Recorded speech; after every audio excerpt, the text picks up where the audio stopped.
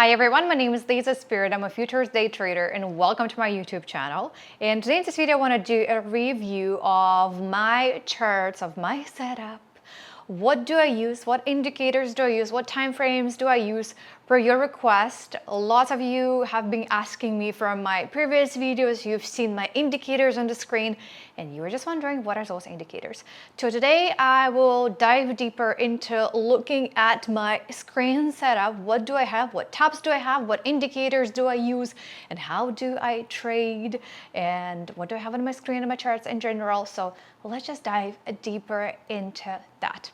All right, so I am recording this video on the weekend when market is closed. That's why you won't see any movement when it comes to the futures, even though I do trade futures, day trade futures primarily. And we're just going to look at the chart here and what do I have here and what indicators do I use. So I do have two main indicators that you're going to see here in your screen right now. So primarily I do trade ES, and this is my chart. That's what I use daily. I've been trading MES since I started my challenge of trading with 5K capital. And those yellow lines, we'll start with those yellow lines first. Those ones are not the indicators, anything. Those ones are my resistance support lines. That's something that I do chart manually. Those lines have been here for a while now. This one, for example, perfectly bounced from this line, from this level on Friday, which was 5,843. This line came from a while ago, I believe, because I was charting it before. And how do I chart and what is my routine? How do I identify all of those key levels? So I do start with going back and back and back and back. I do start even with 1 month. So I do identify those levels on the monthly charts. And then I break it down and I chart on 1 day. Then we break it down and I chart on 4 hours. Then from 4 hours, I see, did I miss any other levels? We go down to 1 hour and again, looking if I missed something, and then I look at 30 minutes as well. I don't go anything lower and less than 30 minutes so for my key support and resistance levels. So that's usually after 30 minutes only. And yep, I identify all of those levels. This one also has been working out perfectly. 5,924, 75, 25. Why it's yellow is just easier for me to see. You can do any colors you want. You can choose whatever color works best for you. And for me, yellow, and I set it up as a maximum thickness as well, just considering that it's not always precisely that level. So it is like 24 from 23 to like, you can see it up here to like 27. So you do have that extra gap of 3 to 4 points as well. That's why I add them a little bit more thicker so I could see potentially bounce or any reaction happening around that area. Also, I used to have purple lines and a little bit smaller purple lines. What are those purple lines? So for me, the purple lines, I'll just put them randomly. So for me, purple line used to be when back in spring, when we started approaching all-time highs. That's when I started adding all of those purple lines for me to see what historically has been that high of particular stock or particular ticker that I've been trading. So the purple ones would be like the high, the highest of the high of that particular ticker. I don't have anything as of right now here. I mean, if you want, you can go and edit, but that's just been the way I've been doing it, just limiting myself with some of the yellow lines as of right now as the key levels for support and resistance. Next, my two indicators. What do I have here?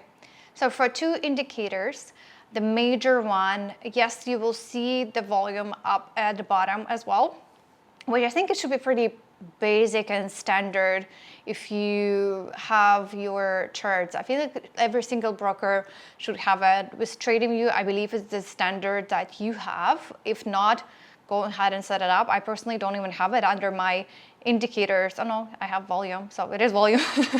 I don't have another indicator for some reasons within the setup, but it is volume, so meaning that I should have said I have 3 indicators, okay? 3 indicators. One of them is volume. That's what I originally started with trading. That was the first indicator I ever had with my trading journey, and I've been using it since then. Just great to see, especially when we had during the holiday season or specific days, you can see the volume as well, what's been happening in the market. So the next one, we move the second indicator that I started using, and I've been using it for a year and a half as of right now. It's QQE. You see it right at the bottom. It's that one in the bottom.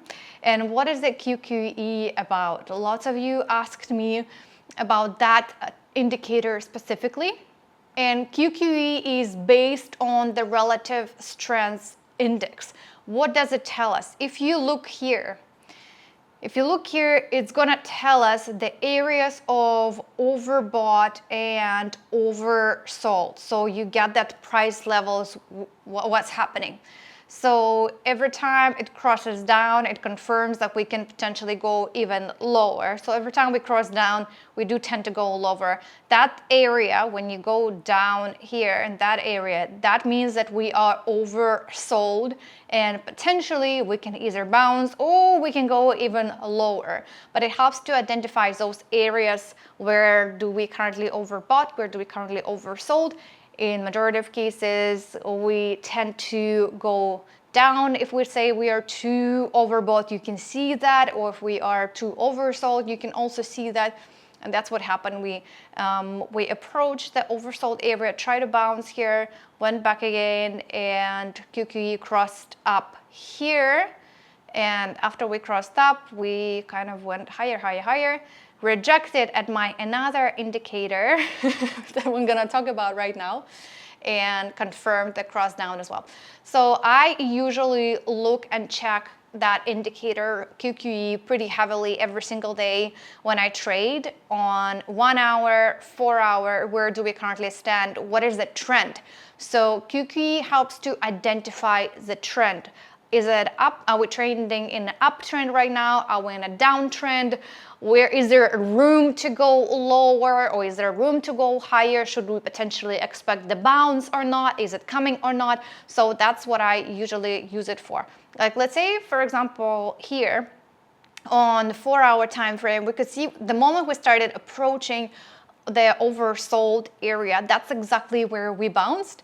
And you could see here, we bounced, we confirmed the QQE crossing up, and from 5,900 we went all the way to 6,100, so 200 points. So the moment QQE crossed down on 4 hours again, that's when we started selling. The moment QQE crossed down on 4 hours again here, the moment we keep on selling. So we do still have, for example, by looking at 4 hours, I can see that we still have a room to go down more. And how far are we from that, right? So just kind of seeing that whole trend. I look at 1 hour as well, doesn't look promising for the uptrend. And 1 week, just in case as well, we tried crossing it up. We've been oversold on 1 week, you see, for a long time. And now we just approached the area. This is the index as well. And so that's something that I use daily to see the trend. When the trend changes, when it crosses up or it crosses down, I go sometimes like to lower time frames, to 5 minutes as well, to see cross down, boom, went down. I don't go too much on 1 minute. If you trade on smaller time frames, that actually helps a lot, because in a smaller time frames, you can clearly see potentially when it starts reversing. It's just easier for you and more straightforward. I don't trade on lower time frames. I do trade on 15 minutes time frame, but for me to place my trade, I do check the charts. Where do we stand on QQE in 1 hour? Where do we stand on QQE and candle patterns as well in 4 hours? Like I'm looking for this as well. Where are we in general? Daily charts. I do check daily candles always, just to identify that trend, because I trade on the larger time frames, like 15 minutes. I want to see that trend as well for the day. Like for example, market is closed right now here, and I know if we're gonna go lower than, and if we're gonna break that level, because this level is huge, 5,843, 45.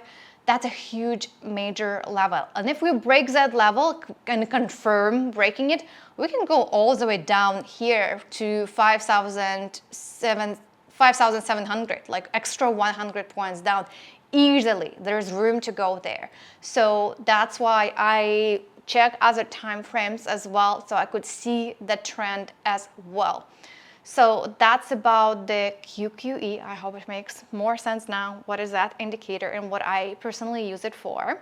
And let's move to the next one that you've already seen here in the charts, that green or red boxes. Green, yeah, this one is supposed to be red. You can set up your colors, but it's kind of, yeah, it's supposed to be red, green and red.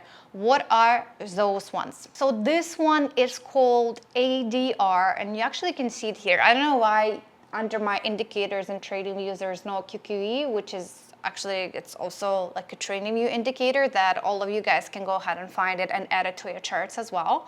So ADR levels is average daily range, and what it means is that you can, this one is done for you automatically as well. You don't have to add those levels, but that's the levels that help you to understand the range that we are trading in during that day. Perfectly works in so many cases. You don't have to fully rely on it always to expect the bounce.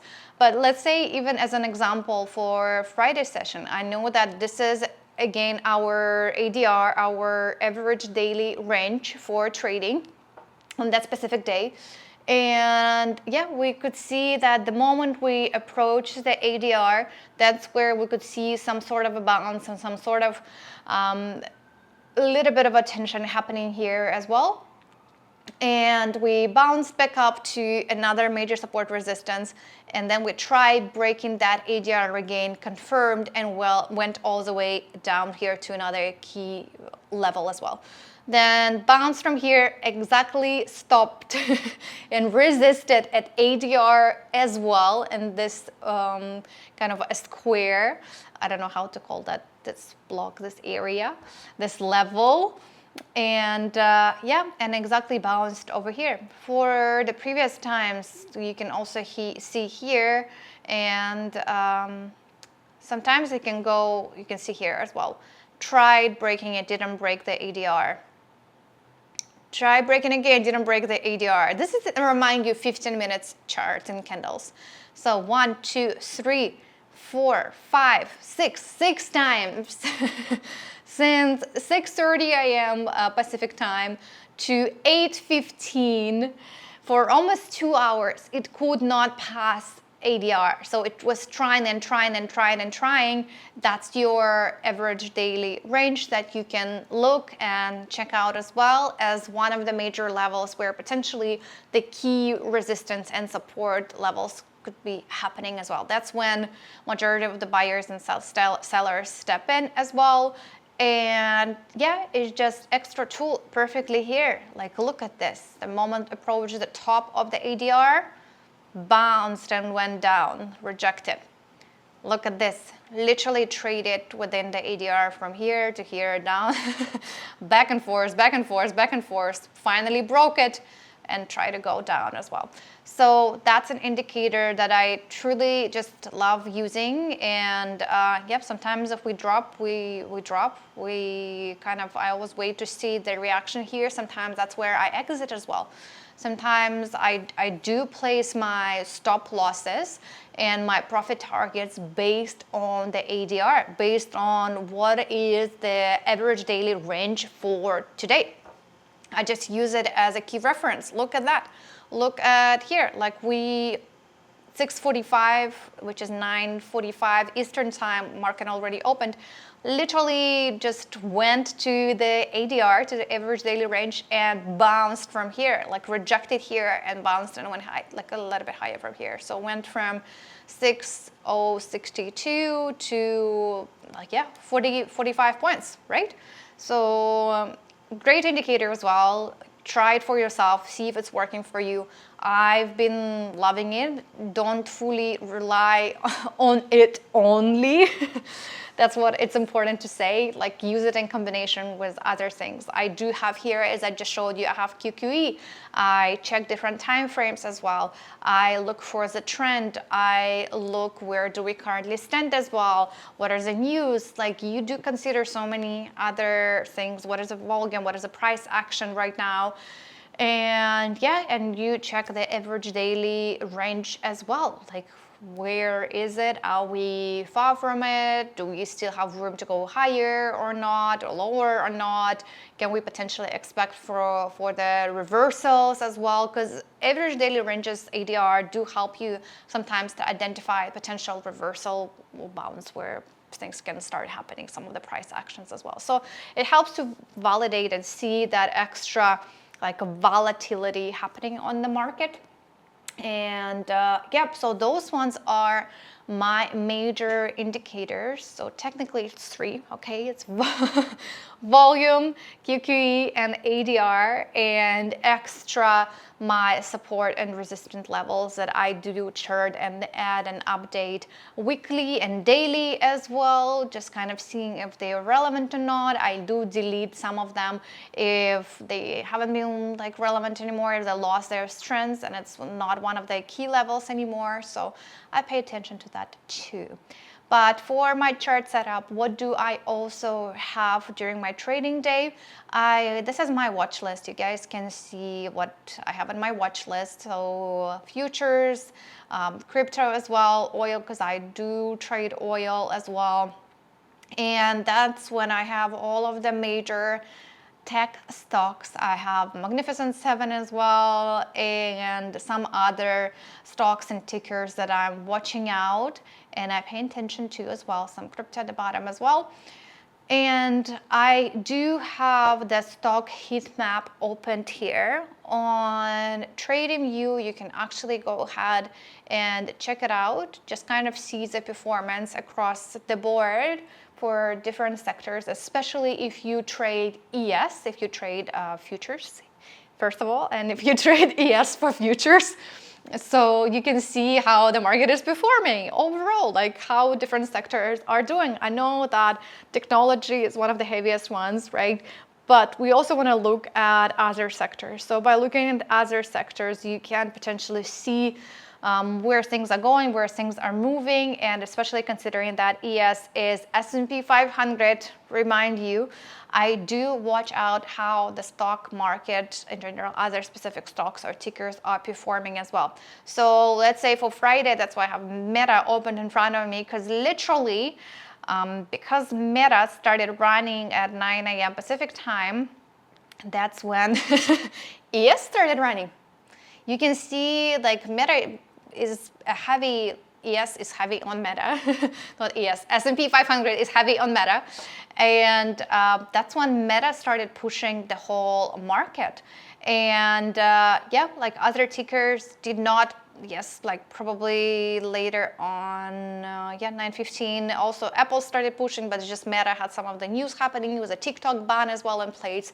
So I always have ES, and I do have NQ also opened. I just had it closed. I do have NASDAQ open next to me as well, because NASDAQ is just been recently, because as I just said, S&P 500 is so heavy in technology, look at these charts.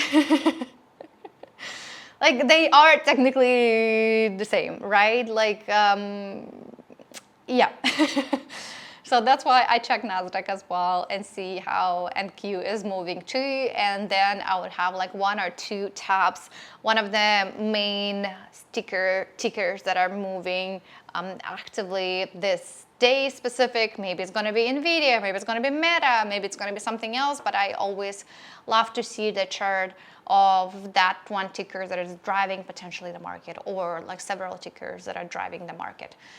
But that's how my setup looks like. That's my indicators, that's my charts, and different colors. What are those different colors on the background here? It's just indicating. You can also set it up for yourself in TradingView. And if you guys need more overview on TradingView features and functionality, let me know. I would be happy to record a separate video on how do you do all of those colors, how do you change the colors for your indicators as well, that you can actually change the colors for, like, let's say this ADR, you can go ahead and just do so many other stuff in here as well. But yeah, about these colors, that's also market hours. So the market hours, pre-market hours, and post-market hours as well. So different colors indicate different sections here in the chart indicate what time frame was that, the time of the day. Not time frame, sorry. What time of the day was that pattern specifically happening and the price action was happening? So yeah, let me know in the comments if you would love to dive deeper more on TradingView and starting the TradingView functionality and features. Would be happy to dive more. And let me know if you are going to try one of those indicators, or maybe you are already using them. Would be happy to know as well. And yeah, just share in the comments below, what are your indicators? What do you use? Maybe you use the same ones as I use. Just would be great to know what other people are using as well up there. So thank you everyone for watching, and I see you in my next video.